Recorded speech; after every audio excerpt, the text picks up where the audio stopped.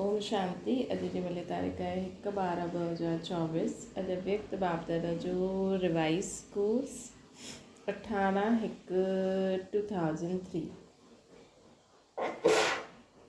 ब्रह्मण जन्म ही स्मृति द्वारा समर्थ ठही सर्व खे समर्थ ठाहियो। ब्रह्मण जन्म जी स्मृतियुनि द्वारा समर्थ ठही सर्व खे समर्थ ठाहियो। अॼु चारो अॼु सर्व स्नेही ॿारनि जी स्नेह जा मिठी मिठी यादि जे भिन्न भिन्न बोल, स्नेह जे मोतियुनि जी मालायूं बाप दादा वटि अमृत वेले खां पहुची वियूं। बाप दादा खे स्नेह, ॿारनि जो स्नेह बाप दादा खे बि स्नेह जे सागर में समाए वठंदो। ॿारनि जो स्नेह बाप दादा खे बि स्नेह जे सागर में समाए वठंदो आहे। बाप दादा ॾिठई हर हिकु ॿार में स्नेह जी शक्ति अटूट आहे। बाबा ॾिठई हर हिकु ॿार में स्नेह जी शक्ति अटूट आहे। ये स्नेह जी शक्ति हर ॿार खे सहयोगी ठाहे ॾींदी आहे। हर ॿार में स्नेह जी शक्ति अटूट आहे। स्नेह जे आधार ते स्नेह जी शक्ति हर ॿार खे सहयोगी ठाहे ॾींदी आहे।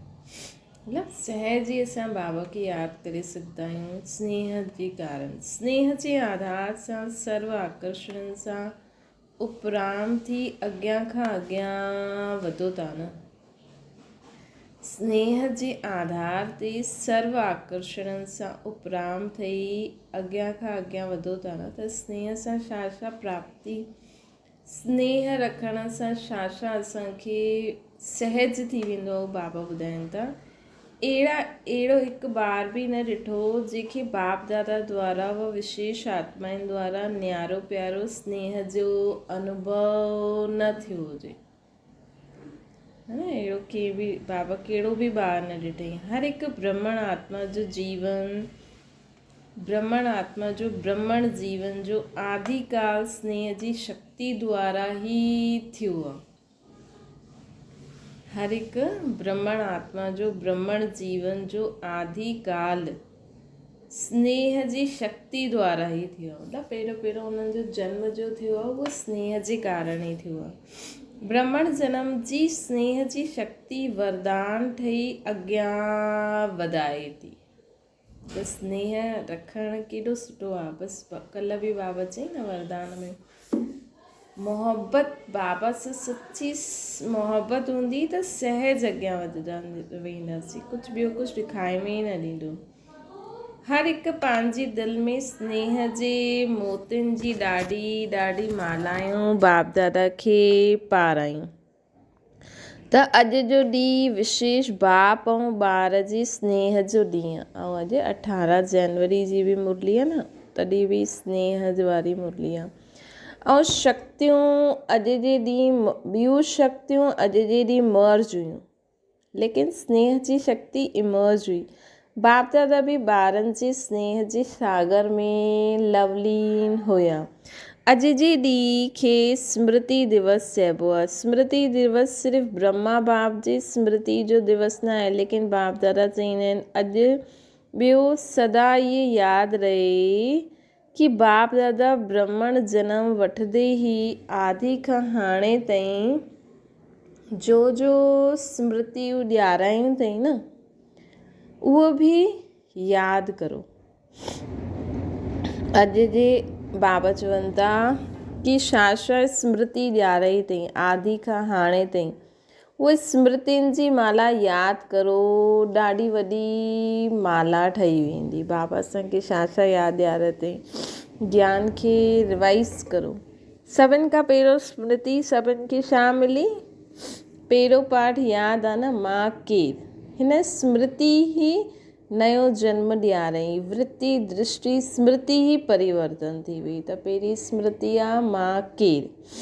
अहिड़ी स्मृति यादि ईंदे ई रूहानी ख़ुशी जी झलक नैननि में, मुख में अची वेंदी आहे कि मां आत्मा बाबा जी संतान आहियां। मां आत्मा सोचो पूरे 5000 साल में असां ख़ुदि सां बि हाणे ई मिलंदा आहियूं। मां आत्मा आहियां। बाबा चवनि था तव्हां स्मृतियूं यादि कंदा आहियो, भगत माला सिमरन कंदा आहिनि। हिकु बि स्मृति अमृत वेले सां कर्म योगी ठहिण समय भी बार बार यादि रहे त स्मृति समृत स्वरूप ठाहे ॾींदी आहे। हिकु बि स्मृति अमृत वेले खां कर्म योगी ठहिण समय भी मतिलबु कर्म कंदे हुए बि यादि रहे त असां समृत स्वरूप ठही वेंदा आहियूं। त स्मृति समृद्धि लाहींदी आहे। छो जी जहिड़ी स्मृति ओड़ी ई समृद्धि स्वतः ई अची वेंदी आहे। हिन करे अॼु जे ॾींहं खे स्मृति ॾींहुं साथ साथ समृद्ध ॾींहुं बि चईंदा आहियूं। ब्रह्मा बाबा साम्हूं ईंदे ई बाप जी दृष्टि पईंदे ई आत्माउनि में समृद्धि अची वेंदी आहे। सभु अनुभवी आहिनि न, सभी अनुभवी आहियो न, चाहे साकार रूप में ॾिसो, चाहे अव्यक्त रूप जी पालना सां पलदे अव्यक्त स्थिति जो अनुभव कंदा आहियो न, है न। साकार रूप में ॾिसो या अव्यक्त में बि, हाणे अव्यक्त जो बि अव्यक्त सेकेंड में दिलि सां बाप दादा चयो ऐं समृद्धि स्वतः ई अची वेंदी आहे। सेकेंड में दिलि में बाप दादा चयो ऐं समृद्धि स्वतः अची वेंदी आहे। हिन करे ओ समृद्ध आत्मायूं हाणे अन्य आत्माउनि खे पंहिंजी समृद्धि सां समृद्ध ठाहियो। उमंग आहे न, उमंग असमृद्ध खे समृद्ध ठाहे ॾींदो आहे। बाप दादा ॾिठईं कि चारों ओर कमज़ोर आत्माउनि खे समृद्ध ठाहिण जो उमंग सुठो आहे। हर आत्मा खे ॿियनि खे समृद्ध ठाहिण जो उमंग सुठो आहे। शिवरात्रि जी प्रोग्राम धूमधाम सां मल्हायो था। सभिनि खे उमंग आहे न, जंहिंखे उमंग आहे बसि हिन शिवरात्रि में कमाल कंदासीं, उहो हथु उठायो। बाबा चई न हिन बार पिछली अव्यक्त मुरली में बाप दादा मिलन में कि शिवरात्रि ते हाणे ईअं करो कि सभिनि खे पतो लॻी वञे कि शिव बाबा जो कार्य थो हले। बसि हिन शिवरात्रि ते कुझु कमाल कंदा, उहो हथु उठाए। अहिड़ी कमाल जो धमाल ख़तमु थी वञे, जय जयकार थी वञे। वाह समृद्ध आत्मायूं, वाह। ॾिसो बाबा केॾो नशो था चढ़ाइनि। वैसे बि शिवरात्रि जी तयारी था कनि जल्दी जल्दी। हाणे टाइम घणो पियो आहे, थोरो सो ई पियो आहे। बसि दिसंबर बि ख़तमु थी वियो, हाणे अची वियो त ख़तमु थी वियो। पोइ उन खां पोइ त बसि 2 महीना। त बाबा चवनि था कि हाणे हे समृद्ध आत्मायूं हाणे ॿियनि खे समृद्ध ठाहियो। जय जयकार थी वञे। वाह वाह वाह वाह समृद्ध आत्मायूं, वाह। सभी जोन प्रोग्राम ठाहियो आहे न, पंजाब बि ठाहियो आहे। अच्छा भटकदी हुई आत्मायूं, प्यासी आत्मायूं, अशांत आत्मायूं, अहिड़ी आत्माउनि खे अंजलि त ॾियो न। पोइ बि तव्हांजा भाउ भेण ई आहिनि न, त पंहिंजे भाइयुनि जे मथां, पंहिंजे भेणनि जे मथां रहम न ईंदो आहे? ईंदो आहे न। ॾिसो अॼुकल्ह परमात्मा खे आपदा जे समय यादि कंदा आहिनि, लेकिन शक्तियुनि ऐं देवियुनि में बि गणेश ऐं हनुमान ॿिया बि देवताउनि खे ज़्यादा यादि कंदा आहिनि। त उहो केरु आहिनि? तव्हां ई आहियो न। तव्हांखे रोज़ु यादि कंदा आहिनि, पुकारनि था, हे कृपालु दयालु रहम करो, कृपा करो, जरा हिकु सुख शांति जी बूंद ॾियो। तव्हां द्वारा हिकु बूंद जा प्यासा आहिनि, प्यासी आत्मायूं आहिनि। त दुखियनि जो, प्यासी आत्माउनि जो आवाज़ आहे, हे शक्तियूं, हे देव। ये आवाज़ तव्हां वटि नथो पहुचे? बाबा पुछनि था। पहुचे थो न। बाप दादा जॾहिं पुकार ॿुधंदा आहिनि त शक्तियुनि खे व देवनि खे यादि कंदा आहिनि। त सुठो प्रोग्राम दादी ठाहियो आहे, बाबा खे पसंदि आहे। स्मृति दिवस त सदा ई आहे, लेकिन पोइ बि अॼु जे ॾींहुं स्मृति द्वारा सर्व समृद्धियूं विशेष प्राप्त कयूं न। अॼुकल्ह सां शिवरात्रि ताईं बाप दादा चारों ओर जे ॿारनि खे चईंदा आहिनि कि ये विशेष ॾींहुं ये लक्ष्य रखो कि ज़्यादा से ज़्यादा आत्माउनि खे मनसा द्वारा, वाणी द्वारा व संबंध संपर्क द्वारा कहिड़े बि विधि सां संदेश रूपी अंजलि ज़रूरु ॾियणी आहे। पंहिंजो उल्लना उतारो। ॿार सोचदा आहिनि हाणे विनाश जी डेट त ॾेखारे में नथी ॾिए त कॾहिं बि उल्लना पूरो करे वठंदा, लेकिन न, अगरि हाणे खां ई उल्लना पूरो न कंदव त इहे बि उल्लना मिलंदो कि तव्हां पहिरियों छो न ॿुधायो, असां बि कुझु त ठाहे वठूं हा। पोइ त सिर्फ़ु ओहो प्रभु चईंदा आहिनि, इन करे उन्हनि जी बि कुझु त उन्हनि बि कुझु त वरसे जी अंजलि वठणु ॾियो न। उन्हनि खे बि कुझु समय ॾियो। हिकु बूंद सां ई प्यास खे बुझायो। प्यासे जे लाइ हिकु बूंद बि ॾाढी महत्व वारी हूंदी आहे। त इहे ई प्रोग्राम आहे कि कल्ह खां वठी करे बाप दादा बि हरी झंडी नगाड़ो वॼाईंदा। त इहे ई प्रोग्राम आहे न कि कल्ह खां वठी करे बाप दादा बि हरी झंडी नगाड़ो वॼाईंदा कि आत्माउनि खे, हे तृप्त आत्माऊं, संदेश ॾियो, है न। कंहिं न कंहिं विधि सां लक्ष्य रखो। ॾिसो, अगरि असां सोचूं भई थींदो आहे न, माण्हू ॿियो काॾे न लेकिन भंडारे में पहुची वेंदो आहे, है न। त हर हिकु अॼुकल्ह त हर मोहल्ले में बाबा जो घर आहे, है न। त हर मोहल्ले में जीअं माण्हू शिवरात्रि ॾींहुं मंदर में लंगर रखंदा आहिनि, हीअं बि लॻाए छॾो भई शिव बाबा जो जनम ॾींहुं आहे अॼु, हीअं लिखो शिव अवतरण ॾींहुं, अर्थात शिव बाबा जो जनम ॾींहुं आहे।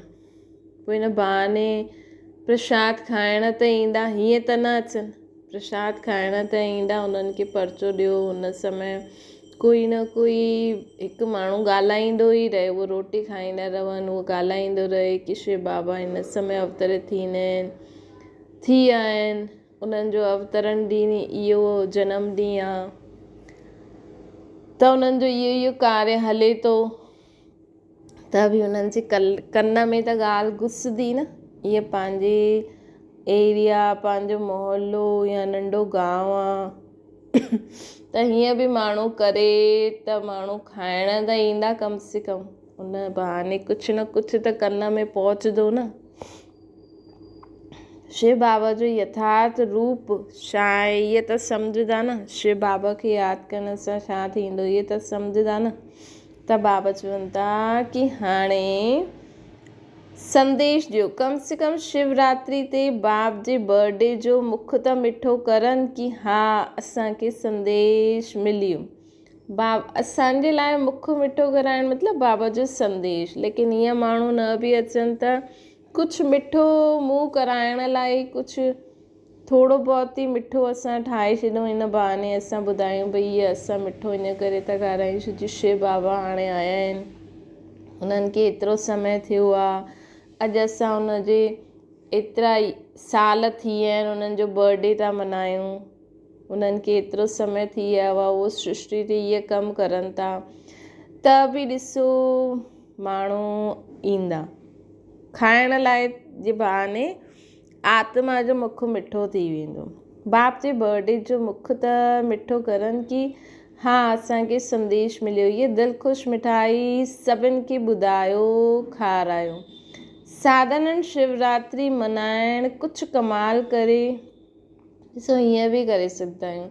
हर हिकु मोहल्ले में, हर हिकु एरिया में जो बि सेंटर आहे उनखे दिवाली, जीअं दिवाली ॾींहुं घरनि खे सजायो आहे न, ईअं सजाए रखो। 24 घंटे उते ॿाहिरि कोई न कोई मिठो बाटण वारो हुजे, साथ साथ उनखे परिचय ॾे, पर्चो ॾे, संदेश ॾे, जो बि ॾे, त शरीर जो बि मुख मिठो थी वेंदो ऐं उनखे 2 लाइनियूं भले पर्चे सां कुझु ॿियो बि ॿुधाए छॾो ताकी उन्हनि खे पतो लॻे कि शिव बाबा एतिरा समय खां हिन सृष्टि ते आया आहिनि, है न।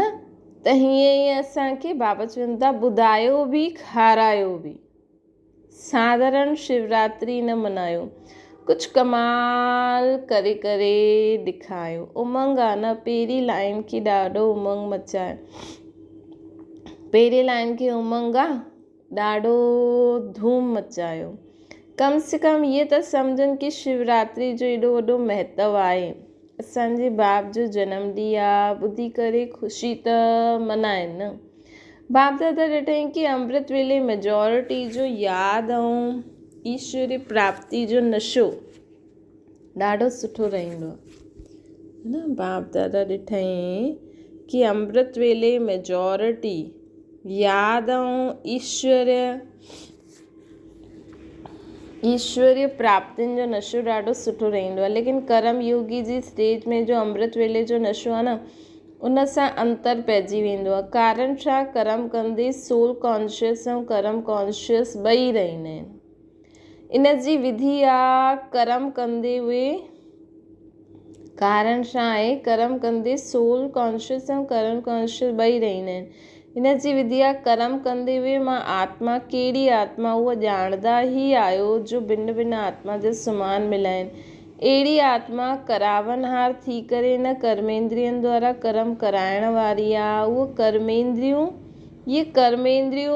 कर्मचारी आहिनि, लेकिन कर्मचारी सां कर्म कराइण वारी मां करावनहार आत्मा आहियां, न्यारी आहियां। छा लौकिक में बि डायरेक्ट पंहिंजे साथियुनि सां, निमित सेवा करण वारनि सां सेवा कराईंदे, डायरेक्शन ॾींदे, ड्यूटी वॼाईंदे भुलिजी वेंदा आहियो कि मां डायरेक्टर आहियां? न, जॾहिं असां ॿियनि खां कराईंदा आहियूं त थोरी भुलिजंदा, ईअं ई असांखे सदा यादि रहे कि मां आत्मा डायरेक्टर आहियां ऐं मां हिन कर्मेंद्री रूपी कर्मचारी खां कर्म करायां थी, है न। ऐं जॾहिं मां आत्मा करणहार आहियां त करावनहार बाबा आहे, ऐं जॾहिं मां आत्मा करावनहार आहियां त करणहार कर्मेंद्रियूं आहिनि। त पंहिंजे खे करावनहार शक्तिशाली आत्मा इहे सम्झी करे कार्य करायो। इहा आत्मा ऐं शरीर, इहे करणहार, उहो करावनहार, इहे स्मृति मर्ज थी वेंदी आहे।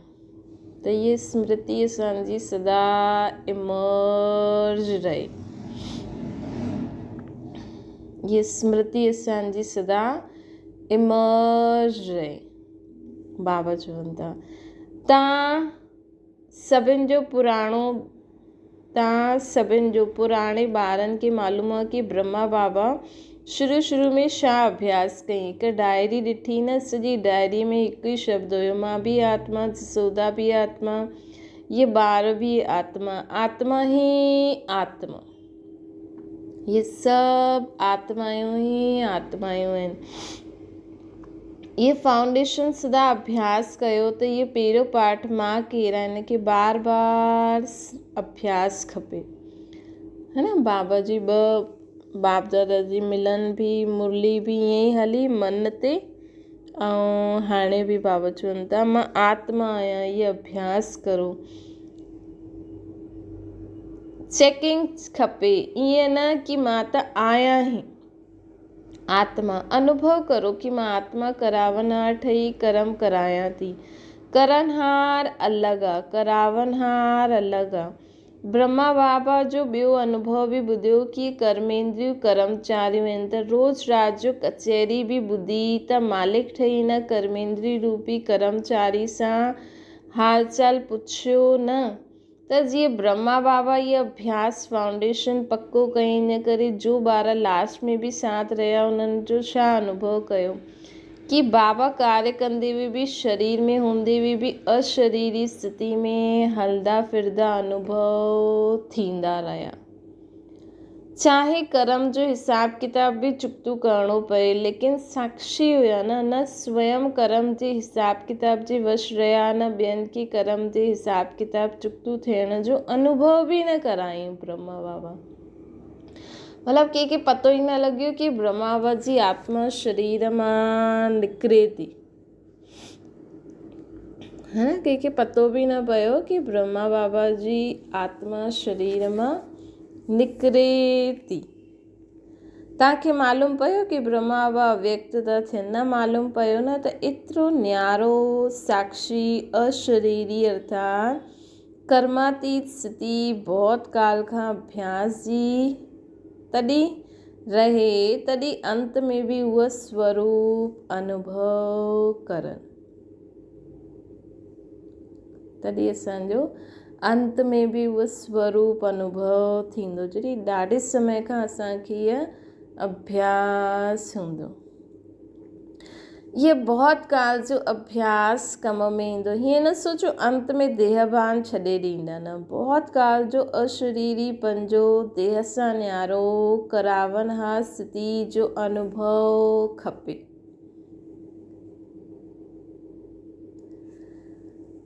अंतकाल चाहे जवान आहिनि, चाहे ॿुढा आहिनि, चाहे तंदुरुस्त आहिनि, चाहे बीमार आहे, कंहिंखे बि कॾहिं बि अंतकाल कंहिंजो बि अची सघंदो आहे। इन करे बहुत काल साक्षीपन जो अभ्यास ते अटेंशन हुजणो खपे।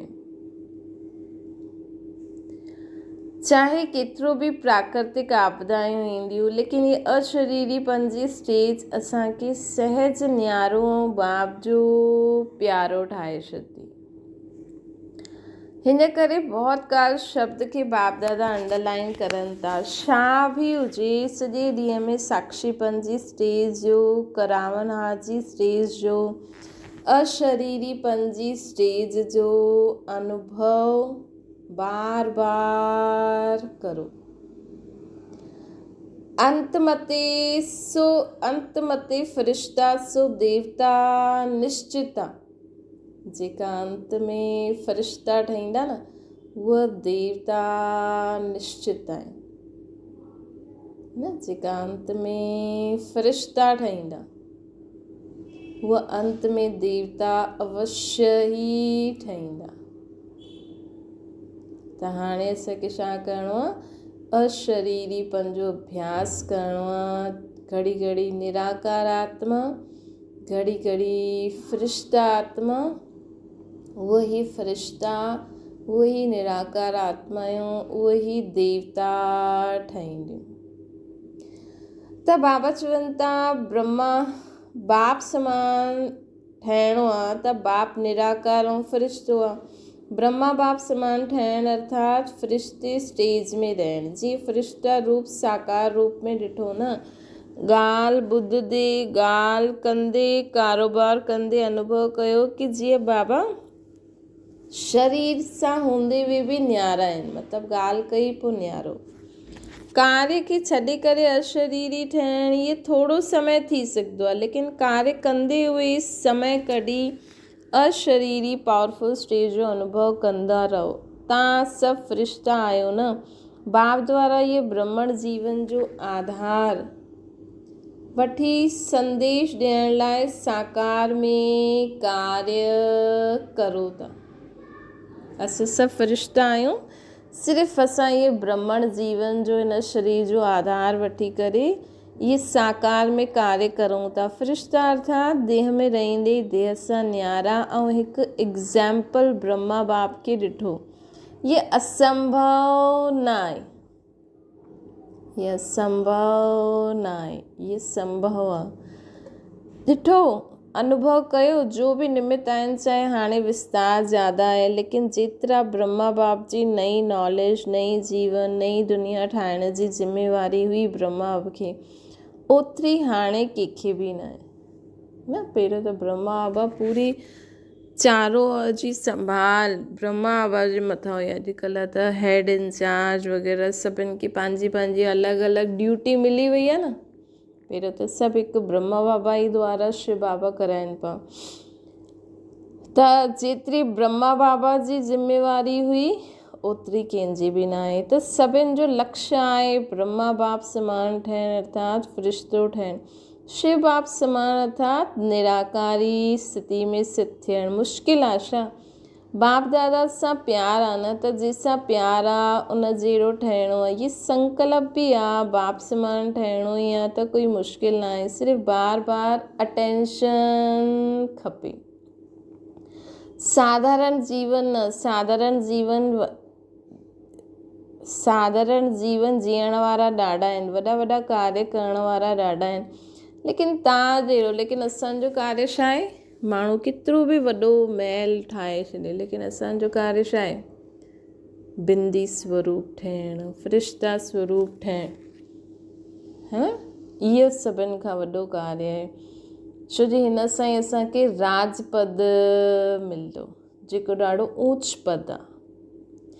जीअं लेकिन तव्हां जहिड़ो कार्य तव्हां ब्रह्मण आत्माऊं जे सिवाय ॿियो कोई बि करे ई न सघंदो, है ना। ऐं ब्रह्मण परिवार में बि सभु न करे सघंदा आहिनि, उन्हनि में बि कोटनि में कोई अहिड़ी आत्मायूं आहिनि जो घड़ी घड़ी निराकार स्थिति, घड़ी घड़ी फ़रिश्ते स्थिति में टिकी सघंदियूं आहिनि। त अॼु स्मृति दिवस ते बाप दादा समानता में समीप, बाप दादा जी समानता में समीप अचो जो वरदान ॾियनि था। सभी हद जे किनारे, चाहे संकल्प, बोल, कर्म, संबंध, संपर्क, कोई भी हद जो किनारो पंहिंजे मन जी नैया खे इन हदनि जे किनारे सां मुक्त करो।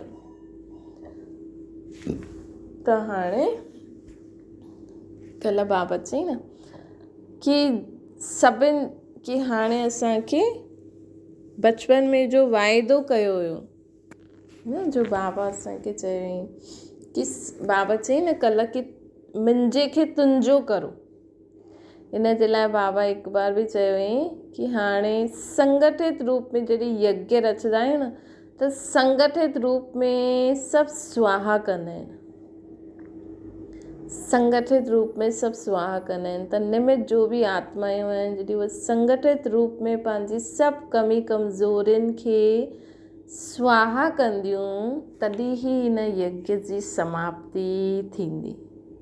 त अॼु बाबा चवनि था सभु किनारा छॾो, संकल्प, बोल, कर्म, संबंध, संपर्क, हाणे खां जीवन में रहंदे मुक्त, अहिड़ा जीवन मुक्त जो अलौकिक अनुभव ॾाढे काल खां करो। अच्छा, चारों ओर जे ॿारनि जा पत्र ॾाढा मिलिया, मधुबन वारनि जी क्रोध मुक्त जी रिपोर्ट समाचार बाप दादा वटि पहुचियो। बाप दादा हिम्मत ते ख़ुशि आहिनि ऐं अॻियां जे लाइ सदा मुक्त रहण जे लाइ सहनशीलता जो कवच सभिनि खे पाराइनि था। त केतिरो बि कोई प्रयत्न कंदो, लेकिन तव्हां सदा सेफ रहंदो। त बाबा जे माण्हुनि खे क्रोध ईंदो आहे न, उन्हनि खे कहिड़ो कवच था पाराइनि अॼु? सहनशीलता जो कवच। चाहे निमित्त मधुबन निवासियुनि जे लाइ चवनि था, लेकिन बाबा सभिनि खे सहनशीलता जो कवच पाराइनि था। अहिड़ा सदा दृढ़ संकल्पधारी, सदा स्मृति स्वरूप आत्माउनि खे, सदा सर्व समृद्धियुनि खे समय ते कार्य में लाइण वारी विशेष आत्माउनि खे, सदा सर्व आत्माउनि जे रहमदिल आत्माउनि खे, सदा बाप दादा समान ठहिण जे संकल्प खे साकार रूप में लाइण वारे ॿारनि खे, अहिड़े ॾाढे प्यारे ऐं न्यारे ॿारनि खे बाप दादा जो यादि प्यार ऐं नमस्ते। डबल फॉरनर्स सां बाप दादा ॻाल्हाइनि था। डबल फॉरनर्स खे डबल नशो आहे। छो डबल नशो आहे? छो जी सम्झाइनि असां बि जीअं बाप दादा दूर देश सां ईंदा आहिनि न, त असां बि दूर देश सां ईंदा आहियूं। बाप दादा डबल विदेशियुनि ॿारनि जी हिकु विशेषता ॾिठई कि दीप सां दीप जॻाईंदे हुए अनेक देशनि में बाप दादा जा जॻा हुआ दीपकनि जी दीपावली मल्हाइनि था। डबल विदेशियुनि खे संदेश ॾियण जो शौक़ु सुठो आहे। हर ग्रुप में बाप दादा ॾिठई 35-40 देशनि मां जा ईंदा आहिनि। मुबारक हुजे। सदा स्वयं बि उड़ंदा रहो, फ़रिश्ता ठही करे उड़दे उड़दे संदेश ॾींदा रहो। अच्छा, सुठो आहे। बाबा तव्हां 35 देश वारनि खे बाप दादा न ॾिसनि था, ॿिया बि देश वारनि खे तव्हां सां गॾु ॾिसनि था। बाबा 35 देशनि खे नथा ॾिसनि, बाबा साथ साथ ॿिया देशनि खे बि ॾिसनि था त नंबर 1 बाप समान ठहिण वारा आहियो न, नंबर 1 जी नंबरवार ठहिण वारा आहियो, नंबर 1 जी नंबरवार ठहिण वारा आहियो। नंबर 1 न, नंबर 1 ठहिण अर्थात हर समय विन करणु। बाबा चवनि था नंबर 1 बाप समान ठहिण वारा आहियो न, नंबर 1 जी नंबरवार ठहिण वारा आहियो। प्रश्न पुछनि कि नंबर 1 ठहिण वारा आहियो कि नंबरवार ठहिण वारा आहियो। नंबर 1 ठहिण अर्थात हर समय विन करणु। जो विन कंदो आहे न उहो विन थींदो आहे। त अहिड़ा आहियो न, ॾाढो सुठो विजयी आहियो न, सदा विजयी रहण वारा आहियो न। अच्छा, ॿियो सभिनि खे जाते जाते वेंदा हुते स्मृति ॾियारणो आहे कि सभी डबल फॉरनर्स खे नंबर 1 ठहिणो ई आहे। सभी डबल ते ये वरदान पंहिंजे मथां सिर्फ़ु डबल फॉरनर्स सभिनि खे यादि रखिणो आहे कि बाप दादा मूंखे चए अथई कि असांखे नंबर 1 ठहिणो ई आहे। बाप दादा चए अथई त ठहिणो ई आहे, ठही वियासीं। अच्छा, बाप दादा सभी माताउनि खे गौपाल जी प्यारी माताउनि खे ॾाढो ॾाढो दिलि सां यादि पिया ॾियनि था। पांडव चाहे युद्ध चाहे प्रवृत्ति वारा, पांडव सदा पांडव पति सां गॾु रहंदा आहिनि। अहिड़ा साथी पांडवनि खे बि बाप दादा ॾाढो ॾाढो यादि पिया ॾियनि था। दादी जी सां अॼु जे ॾींहुं छा यादि ईंदो आहे? विल पावर्स मिलियूं न, विल पावर्स जो वरदान आहे। ॾाढो सुठो पाठ वॼायो, हिन जी मुबारक हुजे।